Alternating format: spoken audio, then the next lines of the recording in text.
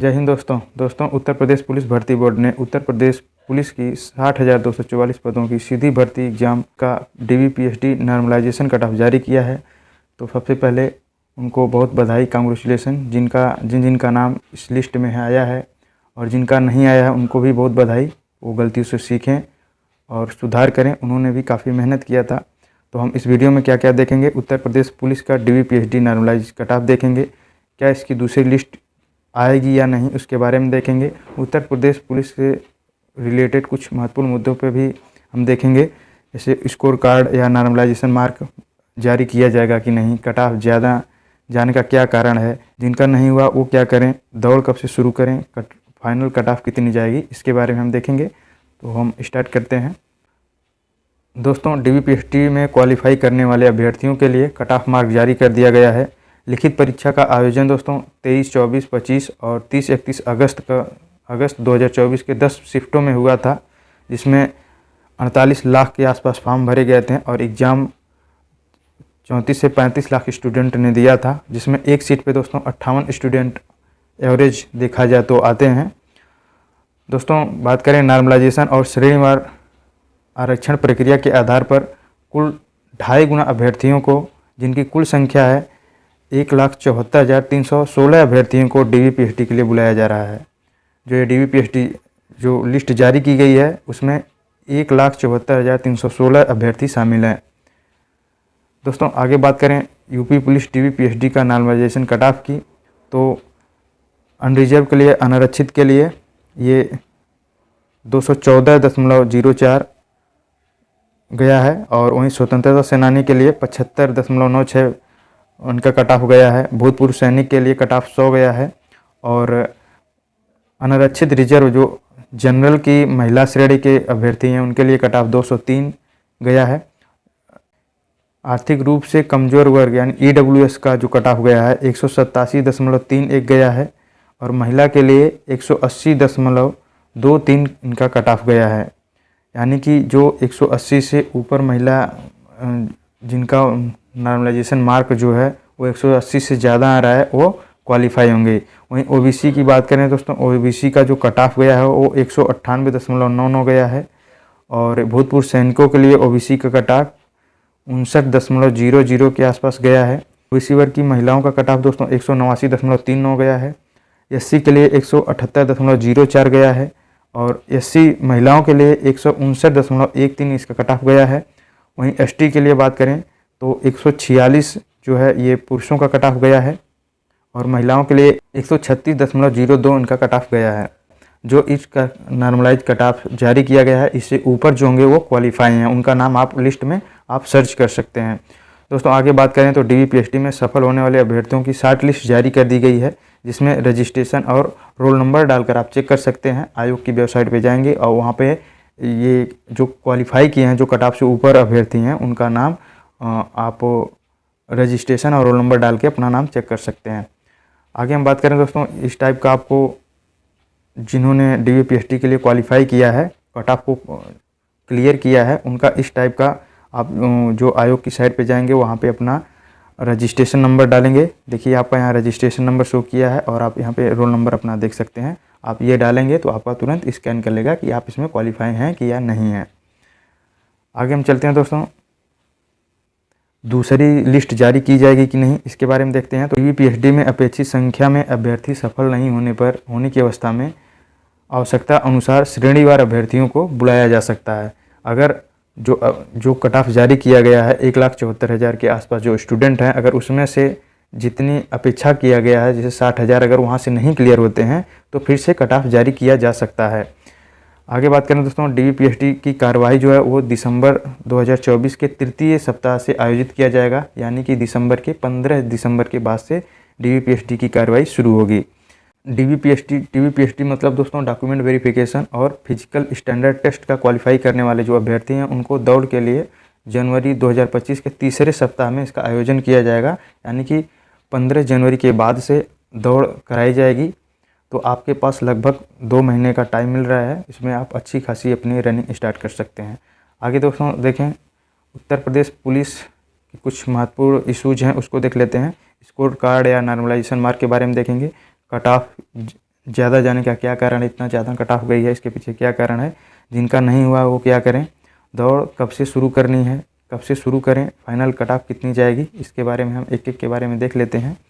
दोस्तों score card या normalised mark की बात करें दोस्तों, तो नॉर्मलाइजेशन तो इसे जारी नहीं किया गया है। हो सकता है कि आयोग ना जारी करे या फिर एग्ज़ाम का कुछ स्टेज बीतने के बाद जारी कर सकता है।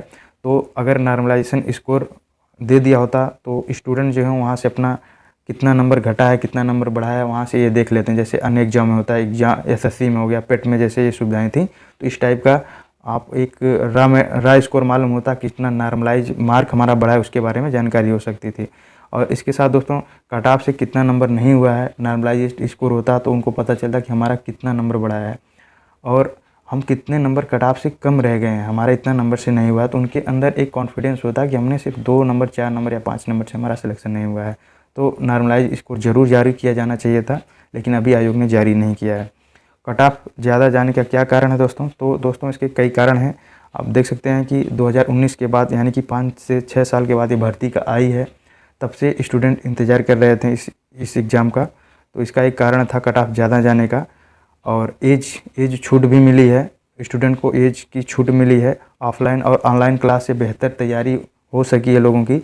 जो गांव में थे, शहरों में रह रहे थे, और जो गांव में थे वो ऑनलाइन के माध्यम से दिल्ली के बेस्ट टीचरों से या इलाहाबाद, दिल्ली जैसे बेस्ट टीचरों से वो पढ़ रहे थे, तो इससे उनकी तैयारी अच्छी हो गई, जिससे कट ऑफ ज़्यादा गया है। अदर एग्ज़ाम के स्टूडेंट भी इसमें शामिल हुए हैं, जैसे एसएससी, सीजीएल हो गया, एसआई हो गया, और जो अन्य एग्ज़ाम है, रेलवे, अग्निवीर, सिविल सर्विस के जो स्टूडेंट हैं उन्होंने भी इस एग्ज़ाम में शामिल हुए हैं, जिससे ये कट ऑफ ज़्यादा गई है। हम आगे बात करें दोस्तों, जिनका नहीं हुआ वो क्या करेंगे। दोस्तों आपने भी, ऐसा नहीं है कि आपने मेहनत नहीं किया, आपने भी मेहनत किया है। कुछ कमियां रह गई, कुछ 1-2 नंबर से फेल हुए होंगे, कुछ 2, 4, 10, 15, 20 नंबर से फेल हुए हैं। ऐसा नहीं कि आपने मेहनत नहीं किया है, आपने भी मेहनत किया है कि आपने कोई एक स्पेशल सब्जेक्ट में कहीं कमी हुई होगी, मैथ में या जीएस में कहीं कमी रह गई होगी, जिसके कारण आपका सिलेक्शन नहीं हो पाया है।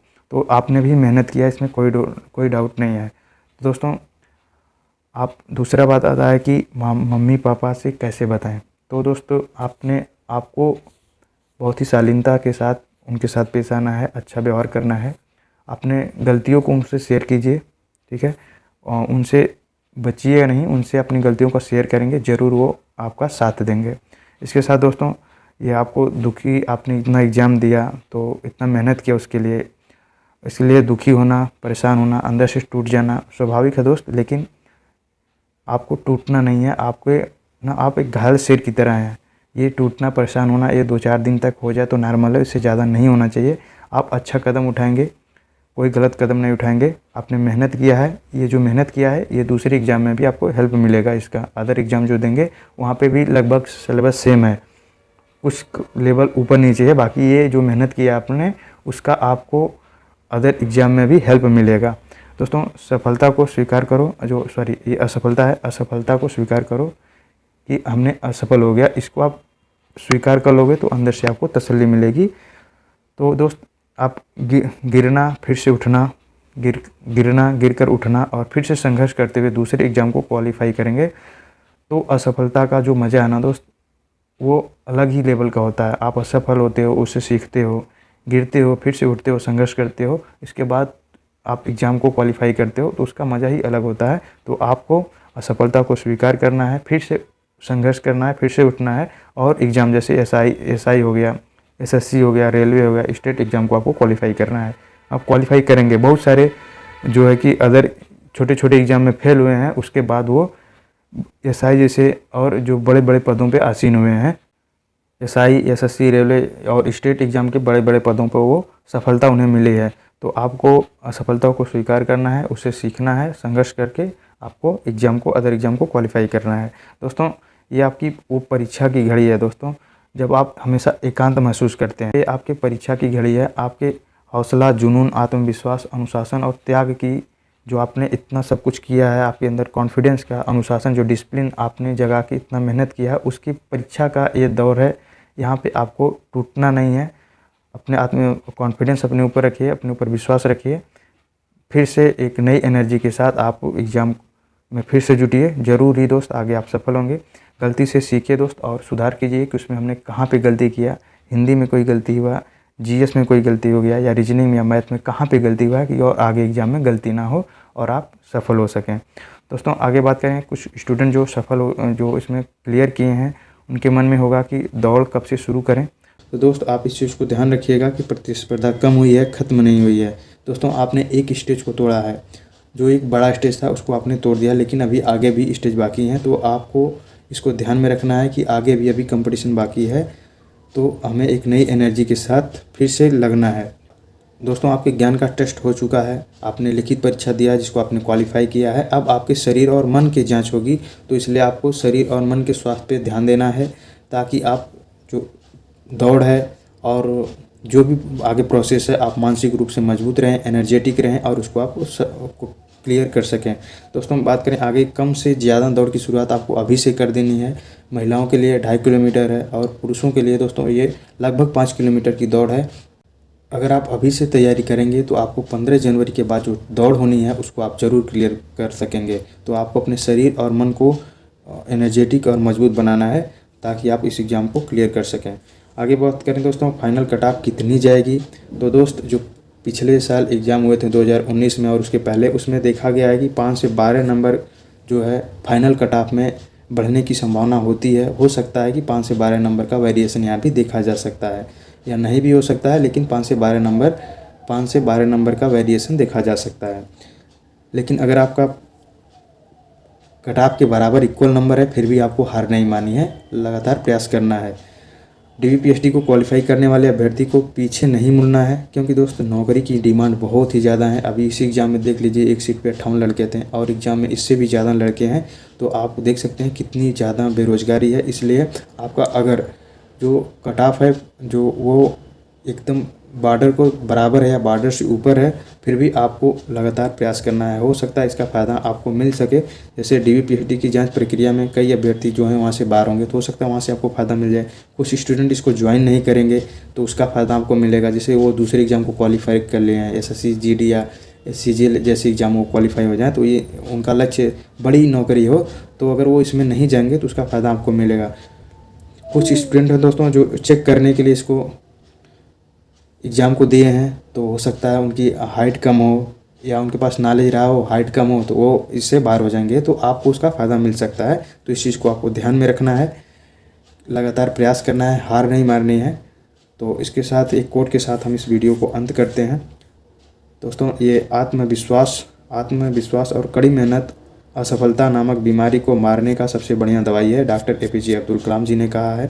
दोस्तों APJ अब्दुल कलाम का आप एग्जाम्पल ले सकते हैं। इन्होंने एयरफोर्स में इनको जाना था और इन्होंने कई एग्ज़ाम दिए लेकिन क्वालिफाई नहीं हो सके, और बाद में अपने आत्मविश्वास और कड़ी मेहनत से दोस्तों ये एक सफल वैज्ञानिक बने। बाद में इन्हें मिसाइल मैन की उपाधि दिया जाता है और ये एक सफल भारत के राष्ट्रपति बने। कई बार असफलता के बावजूद इन्होंने अपनी आत्मविश्वास और कड़ी मेहनत को नहीं छोड़ा और सफल हुए। इनसे सीख लेना है, आपको भी कॉन्फिडेंस रखना है, हार्ड वर्क करते रहना है, ज़रूर दोस्त आप सफल होंगे। तो इस तरह से दोस्त हमने उत्तर प्रदेश पुलिस का नॉर्मलाइजेशन कट ऑफ जो DVPSD के लिए जारी किया गया उसके बारे में हमने डिस्कशन किया, और साथ साथ दोस्तों उत्तर प्रदेश पुलिस के जो कुछ अन्य महत्वपूर्ण मुद्दे थे उसके हमने चर्चा किया। तो इस तरह की चीज़ें को अपडेट पाने के लिए चैनल को सब्सक्राइब कीजिएगा, वीडियो को लाइक और शेयर जरूर कीजिए। Thank you. जय हिंद। मेहनत से तैयारी कीजिए। जय हिंद।